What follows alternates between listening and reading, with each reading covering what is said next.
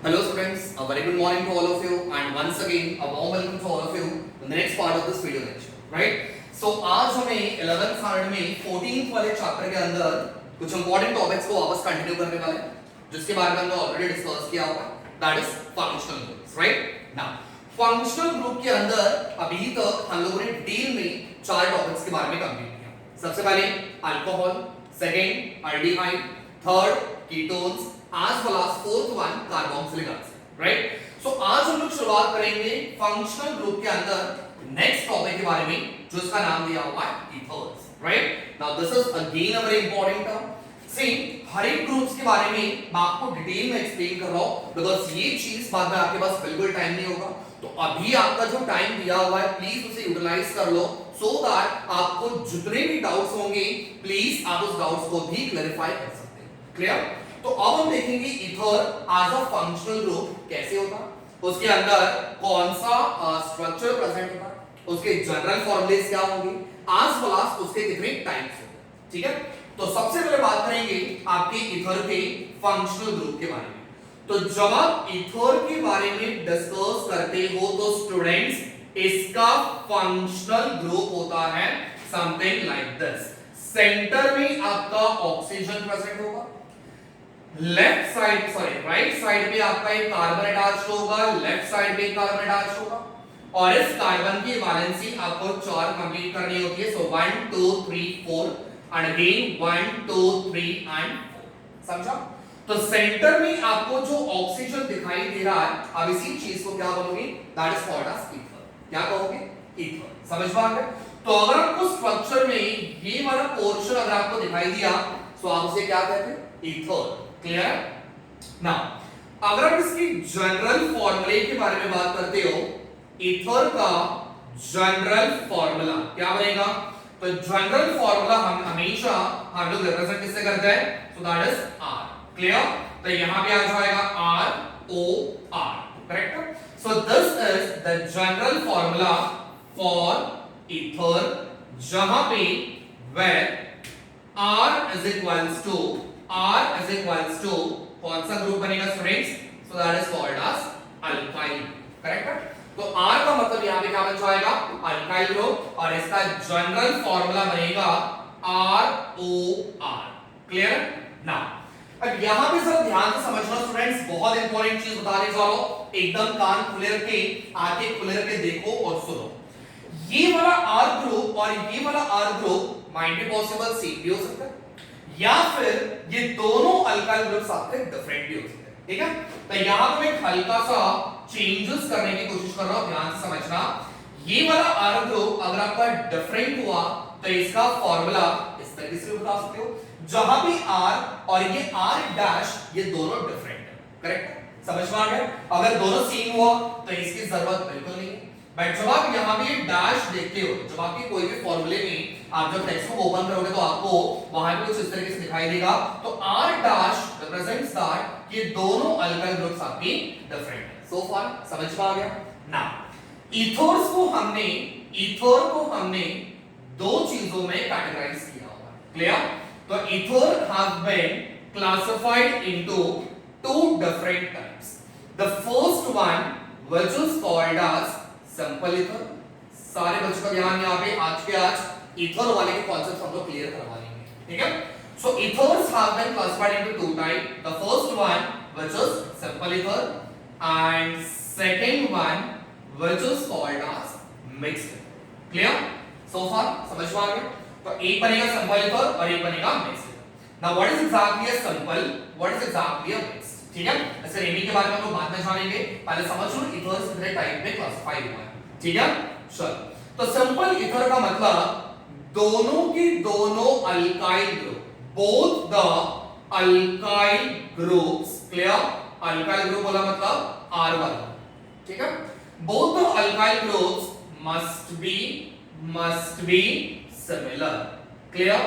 तो अगर आपके दोनों की दोनों R वाले ग्रुप अगर सेम होते हैं तो आप उसे क्या कहोगे? Simple ether. whereas in case अगर दोनों alkyl group, if both the alkyl groups are different, clear? समझ में आ गया?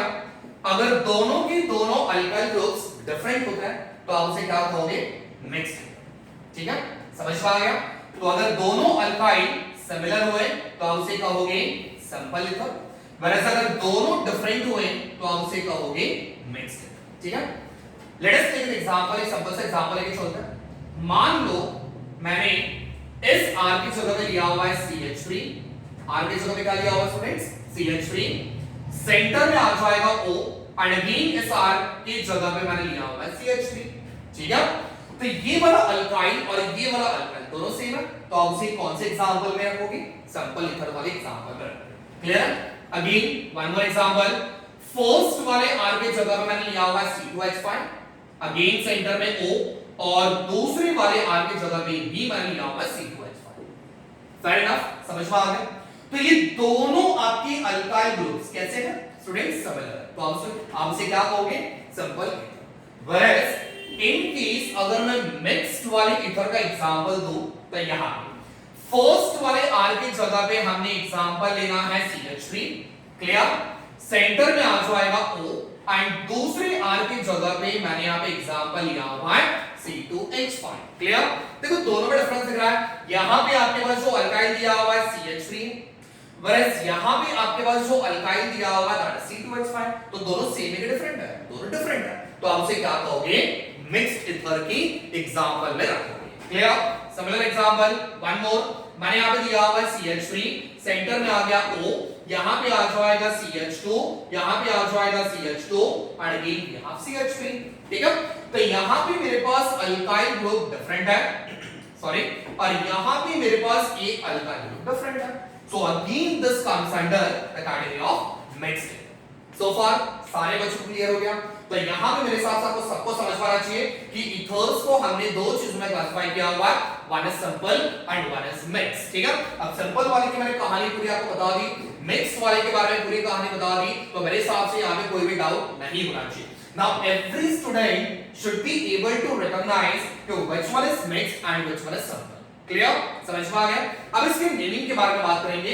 अगर इसका मीनिंग आपको देना है तो इसका मीनिंग कैसे आप लोग करोगे उसके बारे में डिस्कस कर रहे हैं। ठीक है, चलो आपको दोनों मीनिंग्स बताने वाला हूं, सॉरी कॉमन मीनिंग भी और आपका आईयूपीएस मीनिंग, दोनों मीनिंग्स में आपको बताने वाला हूं। ठीक है, now whenever you are giving an IUPAC meaning, ठीक है, कोई भी स्ट्रक्चर को जब आप आईयूपीएस मीनिंग देते हो तो हमेशा याद रखना, ध्यान से समझना, you have to use the word suffix के तौर पे, सफिक्स के तौर पे आपको क्या इस्तेमाल करना होता है? एक वर्ड इस्तेमाल करना होता है व्हिच इज ऑक्सी। कौन सा वर्ड इस्तेमाल करोगे? ऑक्सी, या फिर someone can call it as oxy, oxy बोलोगे तो भी चलेगा, या फिर ऑक्सी बोलोगे तो भी चलेगा, वन ऑफ द सेम। ठीक है, तो एज आईयूपीएस नेमिंग जब आप इसका कोई भी स्ट्रक्चर का नेमिंग करते हो तो एज अ सफिक्स आप क्या इस्तेमाल करोगे? Oxy. Let me show you, एक एग्जांपल लेके हम लोग सॉल्व करते हैं। सबसे पहले first example CH3O C2H5, clear? Concepts अगर आपको क्लियर करना है प्लीज वीडियो को ध्यान से देखना, स्ट्रक्चर्स अच्छे से ध्यान से रिकॉग्नाइज करो तो ही समझ पाएंगे। ठीक है, सबसे पहले स्टूडेंट्स मुझे बताना है, इसको रिकॉग्नाइज कर लो, ये वाला सिंपल इधर के मिक्स इधर है, एक साथ सारे बच्चों के पास आंसर ऑफ कोर्स, तो ये बनेगा हमारा मिक्स्ड ईथर। कैसे? यहां पे दिया हुआ है CH3, यहां पे दिया हुआ है C2H5, दोनों सेम ही डिफरेंट है, ऑफ कोर्स डिफरेंट है, तो ये बन जाएगा हमारा मिक्स्ड ईथर। अब इसका मीनिंग कैसे करेंगे? सबसे पहले मैं आपको इसका कॉमन मीनिंग बता रहा हूं, ठीक है, फिर उसके बाद हम लोग इसका आईयूपीएस में डिस्कस करेंगे। सबसे पहले कॉमन मीनिंग कैसे सॉल्व करेंगे? सेंटर में मुझे बताना है ये कौन सा फंक्शनल ग्रुप है स्टूडेंट्स? ईथर। तो लास्ट में लिख के रेडी हो जाओ, ईथर 50% हमारा यहां पे काम कंप्लीट। ठीक है, अब मुझे बताना राइट साइड में दिया हुआ है CH3, लेफ्ट साइड में दिया हुआ है C2H5। I repeat, left side में दिया हुआ है CH3, CH3 का मतलब हो जाएगा मिथाइल, whereas राइट साइड में दिया हुआ है C2H5, इसका नाम हो जाएगा इथाइल। सो फार किसी को डाउट है? अब दोनों में से पहले किसका नाम लिखोगे? मिथाइल लिखोगे, इथाइल लिखोगे, क्या लिखोगे?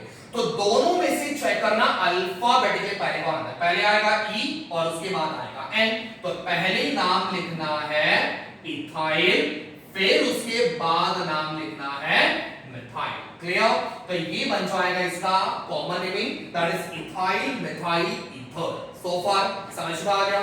चलो अब इसकी आईयूपीएसी नेमिंग के बारे में बात कर लेते हैं, ठीक है। चलो तो इसका आईयूपीएसी नेमिंग क्या बनेगा, ठीक है। अब भी मैं आपको बता दूं, जब आप इसका आईयूपीएसी नेमिंग सॉल्व करते हो तो हमेशा रखना आपको एक वर्ड इस्तेमाल करना होता है, ऑब्जो। क्या इस्तेमाल करना होता है, ऑब्जो।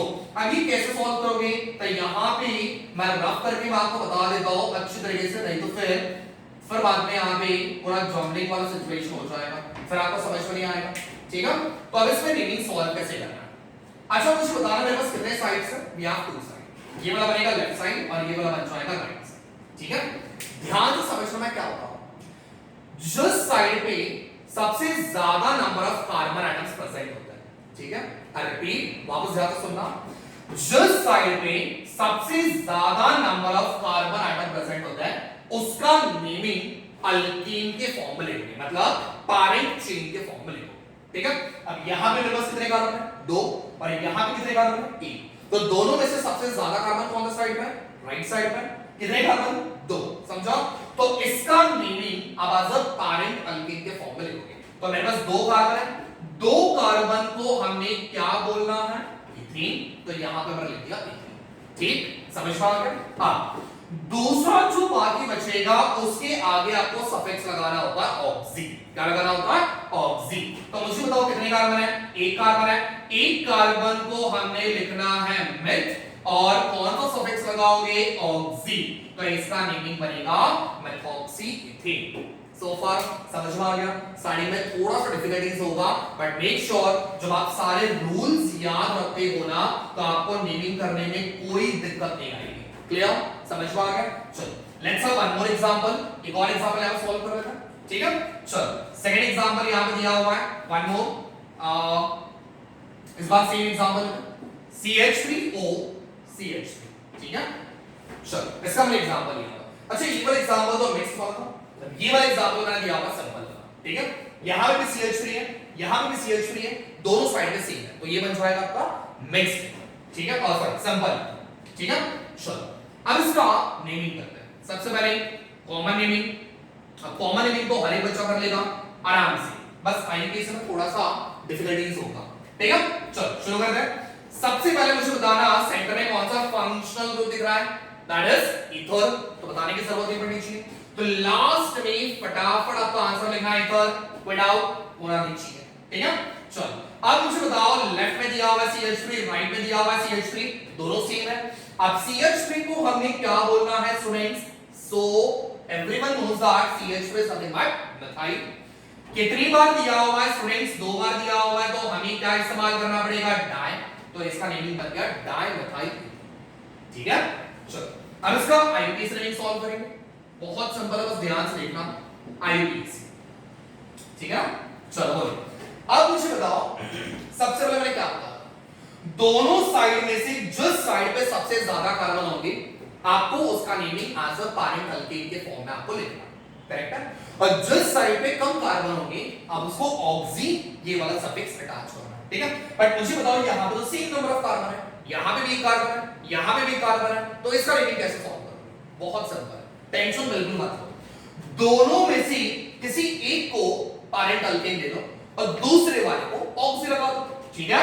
चलो मेरे पास यहां पे कार्बन दिया हुआ है, यहां पे कार्बन दिया हुआ है, इस वाले कार्बन को मैं as a parent alkane consider करने वाला हूं। तो मुझे बताना है एक कार्बन को हम लोग क्या बोलते हैं, तो यहां पे आ जाएगा मीथेन, समझ में आ गया, ठीक है। अब दूसरे वाले को, अगर पहले वाले को मैंने पैरेंट अल्केन के फॉर्म में कंसीडर किया हुआ है, तो दूसरे वाले को क्या अटैच करना है, ऑक्सी। तो ये बन जाएगा मेथ, ये बन जाएगा मेथ, और मैंने कौन सा वर्ड इस्तेमाल किया हुआ है, कौन सा सफिक्स, दैट इज ऑक्सी। तो ये बन जाएगा मेथॉक्सी मीथेन। क्लियर, समझ में आ गया। तो ये कुछ एग्जांपल से आपके ईथर्स को नेमिंग करने, मैंने आपको दोनों एग्जांपल बता दिए, सिंपल वाला भी सॉरी मिक्स वाला भी बता दिया, सिंपल वाला एग्जांपल भी बता दिया, ठीक है। कुछ एग्जांपल्स आपको दे रहा हूं, ये आपने सॉल्व करना है।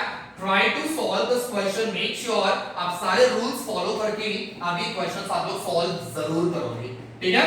तो आपको कुछ एग्जांपल, बस 2 एग्जांपल दे रहा हूं, ध्यान से इसका नेमिंग सॉल्व करके मुझे बताना है, ठीक है। सबसे पहला example, first one CH3O CH2 CH2 CH3, ठीक है। एंड सेकंड एग्जांपल मैंने आपको दिया हुआ है C2H5 single bond O C2H5। Clear? बहुत सिंपल एग्जांपल है, ध्यान से समझना।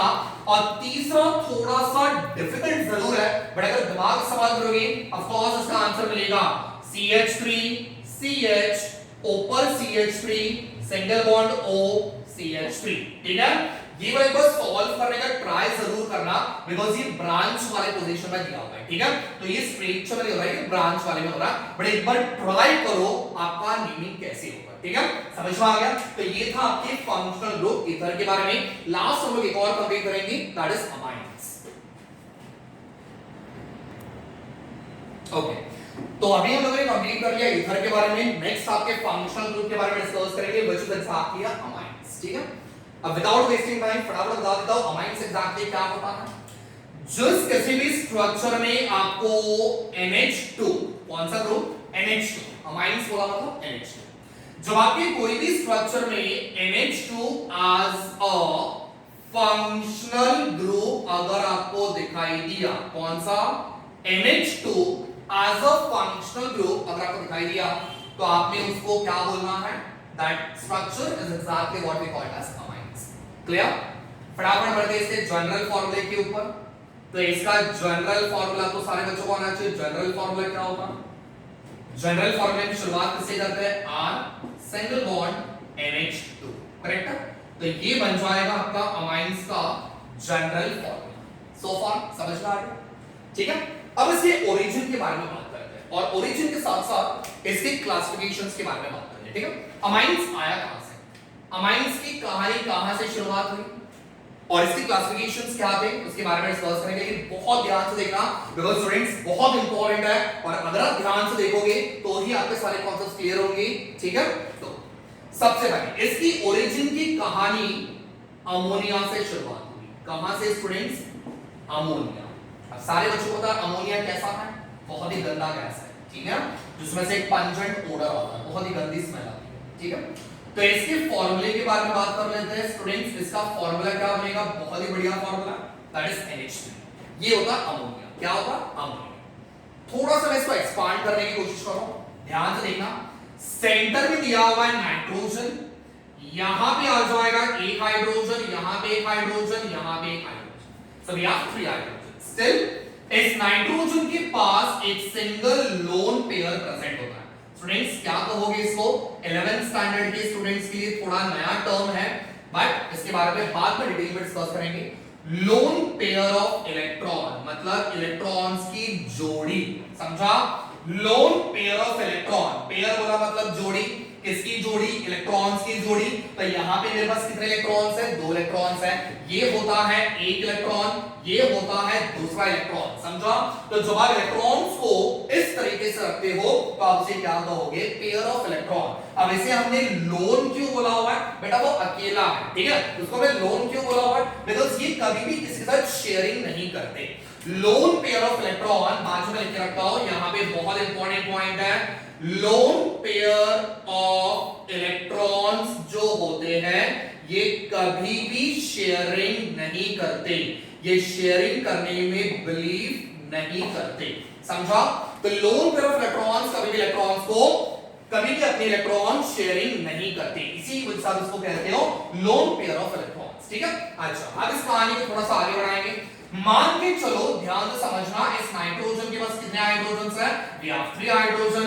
मान के चलते हैं हमने यहां से एक हाइड्रोजन को रिप्लेस किया, कौन से ग्रुप के साथ? स्टूडेंट्स R वाले ग्रुप के साथ। मतलब एक मैंने हाइड्रोजन निकाला एंड एक अल्काइल ग्रुप के बारे में लगाया। तो यहां पे सबसे पहला पॉइंट, इफ वन हाइड्रोजन, ध्यान से देखना, साथ ही साथ आपको डेफिनेशन बता रहा हूं। If one hydrogen is replaced by, किससे रिप्लेस किया? One alkyl group. Clear? So one alkyl group. Alkyl का सिंबल क्या होता है? R. Clear? So if one hydrogen is replaced by one alkyl group, तब जाके आपका एक स्ट्रक्चर बनेगा। अब स्ट्रक्चर क्या बना मुझे बताओ। नाइट्रोजन के पास कितने हाइड्रोजन है? सो वी हैव 2 हाइड्रोजन्स, तो यहां पे आ जाएगा NH2 और H को निकाल के मैंने क्या लगा दिया? सो R लगा दिया, करेक्ट है? तो ये बन जाएगा मेरा formula and the structure is exactly what we called as primary amine. क्या कहोगे?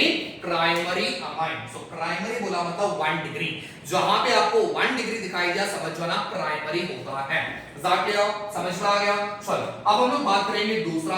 अब मैंने यहां से एक हाइड्रोजन को निकाला, मान के चलते हैं मैंने एक और यहां से हाइड्रोजन निकाल दिया और उसकी जगह पे एक और अल्काइल मैंने लगा दिया। ठीक, मैंने यहां से एक और हाइड्रोजन निकाला और एक अल्काइल को मैंने वापस उसकी जगह पे अटैच किया, तो यहां पे बन जाएगा if two hydrogens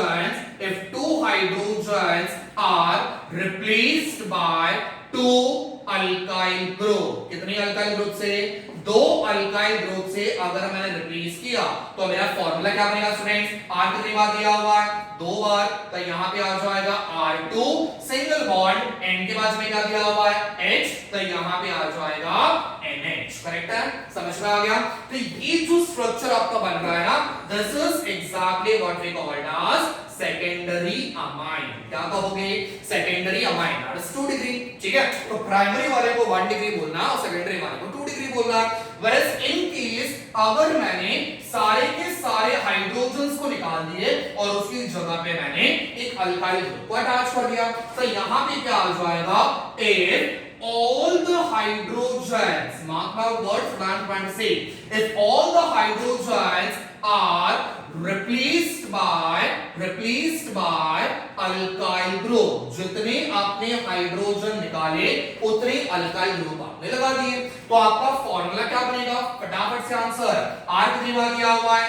R कितनी बार दिया हुआ है? 3 बार, तो यहां पे आ जाएगा R3 सिंगल बॉन्ड। H अभी बाकी बचा हुआ है क्या? नहीं, तो यहां पे आ जाएगा आपका nitrogen. So this structure is exactly what we called as tertiary amine. समझ में आ गया? तो अमाइंस को हमने फर्दर 3 चीजों में क्लासिफाई किया हुआ है, primary amine, secondary amine as well as tertiary amine. ठीक है, अच्छा नाइट्रोजन के पास एक लोन पेयर हर एक के पास है, यहां पे भी लोन पेयर होगा, यहां पे भी लोन पेयर होगा, वो कहीं पे जाने वाला है नहीं। ठीक है, समझ में आ गया? तो प्राइमरी अमाइंस को आइडेंटिफाई करना तो स्ट्रक्चर में ढूंढना NH2, सेकेंडरी अमाइंस को देखना है तो स्ट्रक्चर में ढूंढो NH, और टर्शियरी अमाइन बोला मतलब स्ट्रक्चर में ढूंढना है N। ठीक है, समझ में आ गया? तो आज के लेक्चर में हम इतने ही टॉपिक के बारे में डिस्कस करेंगे, बट मेक श्योर जब आप नेक्स्ट वीडियो लेक्चर को देखो तो उसके पहले इस चीज के बारे में डिटेल में अंडरस्टैंड करना। बट इफ अगर आपको कुछ डाउट्स होंगे तो आप इसी वीडियो लेक्चर के नीचे कमेंट सेक्शन में मेंशन कर दो, आपके डाउट्स तुरंत क्लियर हो जाएंगे। Thank you so much, stay tune for the next video.